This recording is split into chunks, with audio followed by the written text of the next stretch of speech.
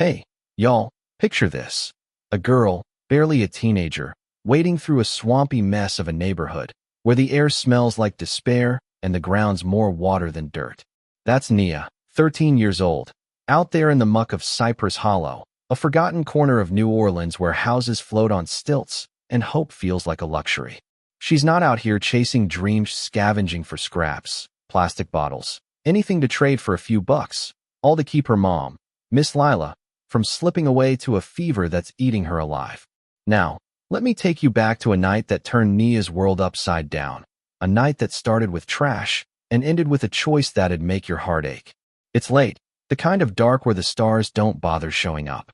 Nia's out at the dump, her hands raw from digging through broken glass and rotting food, her stomach growling loud enough to scare off the rats. Miss Lila's been sick for weeks, stepped on a jagged piece of metal while scavenging, and now her legs swollen, black, and oozing, like the swamp itself is claiming her. Nia's been pressing wet rags to her mom's forehead, whispering prayers, but prayers don't buy antibiotics. So, she drops her school books, grabs a burlap sack bigger than her own skinny frame, and heads out. "I got this, Mama," she says, her voice tougher than she feels, but inside, she's terrified. All Miss Lila's got. The dump smells like death warmed over, and the wind's cold, slicing through Nia's torn t-shirt.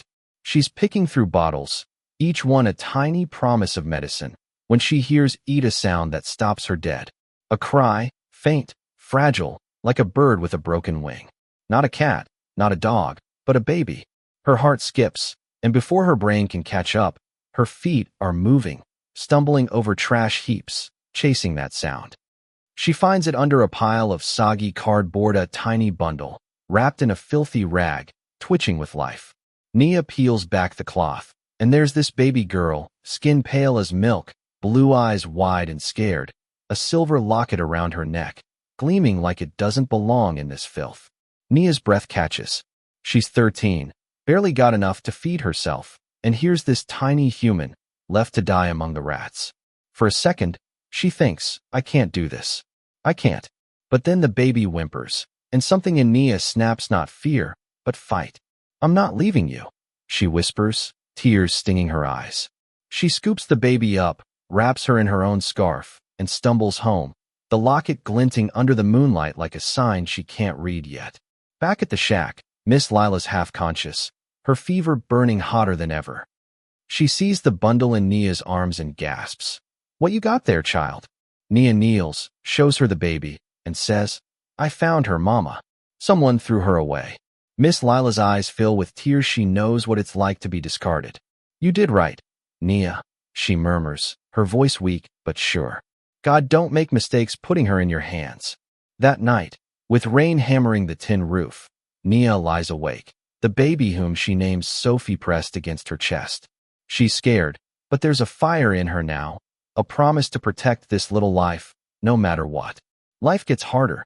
Nia ties Sophie to her back with a faded cloth and heads out daily, scavenging for bottles while the neighborhood watches with sharp eyes and sharper tongues. "Look at her," they sneer. "A kid with a kid, and a white one at that. Bet she stole it." Old Miss Carter at the water pump shakes her head, muttering, "That baby's too pale to be hers." Something's off. Kids trail Nia, mocking Sophie's cries, laughing as Nia's cheeks burn with shame. She keeps her head down, but their words cut deep. At home, Miss Lila's too weak to do more than squeeze Nia's hand and say, "Let him talk, baby. You're doing what's right." Food scarce. Nia boils cornmeal into a thin gruel, begging neighbors for milk. Most slam their doors, but sometimes, someone like Old Man Jasper hands her a small tin of powdered milk, enough to quiet Sophie's hunger for a night. Every sip Sophie takes feels like a win, but the weight of it all presses on Nia's shoulders. Only 13, but she's carrying 2 lives now. Then, one night, Sophie's cries turn sharp, desperate. Nia touches her forehead, and it's burning hotter than Miss Lila's ever was. Panic claws at her chest. "Mama, she's sick," she cries, but Miss Lila can barely lift her head, her own fever raging. Nia wraps Sophie tight and runs into the night, pounding on doors, begging for help. "She's got a fever, please," she cries, but doors slam in her face. "That ain't your baby," one woman snaps. "Why should we waste medicine on her?" Nia's sobbing, her feet slipping in the mud, when an old man missed her. Amos, with his bent back and silver hair, steps out of the shadows. He looks at her, at Sophie's tiny, flushed face, and pulls a small bottle of fever pills from his pocket. "Ain't much," he says, "but it'll help tonight." Nia's hands shake as she takes them, tears falling on his weathered fingers. She crushes the pills, feeds them to Sophie with water, and holds her through the night, rocking, praying. Slowly, the fever breaks. Sophie's cries soften, her breathing steadies, and Nia weeps with relief, whispering, "You're safe, Sophie. I've got you."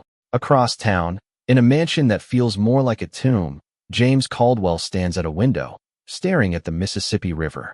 He's a billionaire, but his heart's been hollow since his wife, Emily, died giving birth to their daughter, Lily.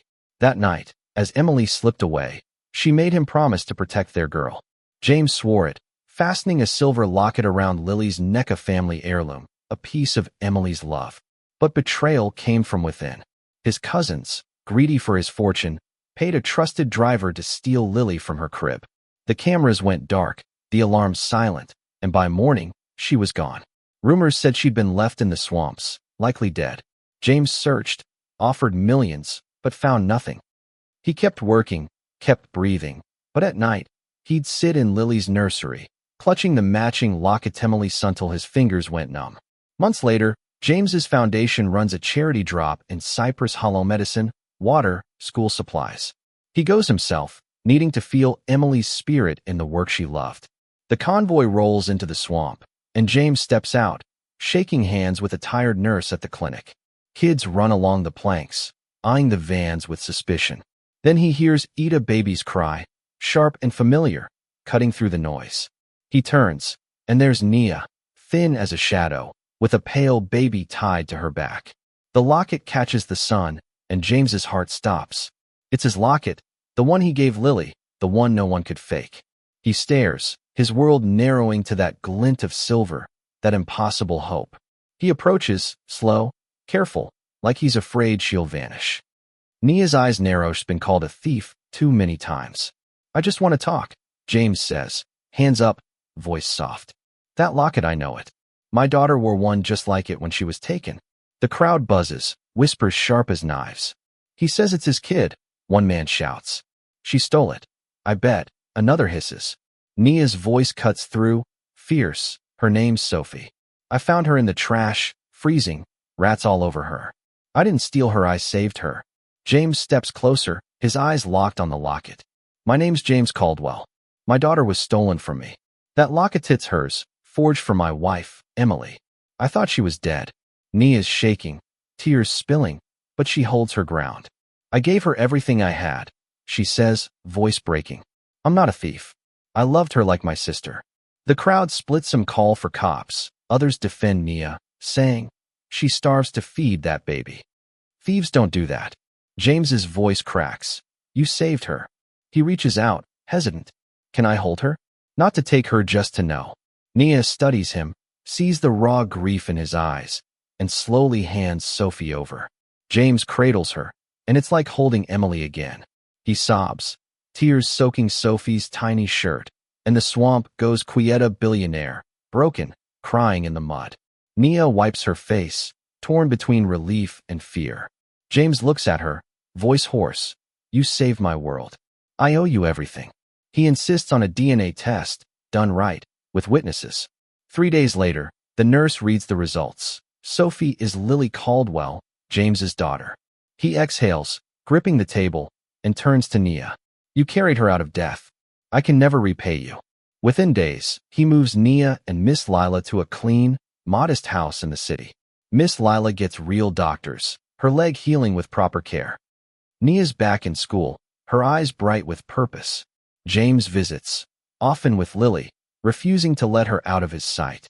He watches Nia read to her, sees the steel in her spirit, and knows she's more than a kid's force. But James isn't done. He digs into the betrayal. His cousin's greed unravels bank records, bribes, confessions. The driver's long gone, but the cousins lose everything. Their names drag through the courts and the tabloids. James doesn't gloat. He just moves forward. He starts the Nia Lily Foundation, pouring millions into saving kids from the streets, each life a nod to Nia's courage. At the launch, in a hall glowing with chandeliers, James stands with Lily in his arms, Nia at his side. "This girl," he says, voice steady, "saved my daughter when the world forgot her. She had nothing, but gave everything." The crowd's on its feet, clapping, some crying. Nia steps up, nervous, but her voice is clear. "I just did what felt right. Love doesn't care about money or skin or where you're from, it just asks if you'll show up. I did, and I'd do it again." The room roars, and Nia stands tall, a 13-year-old who's faced down hunger, hate, and despair, and won. Months later, she's walking to school, Lily skipping beside her, Miss Lila watching from their new porch, smiling.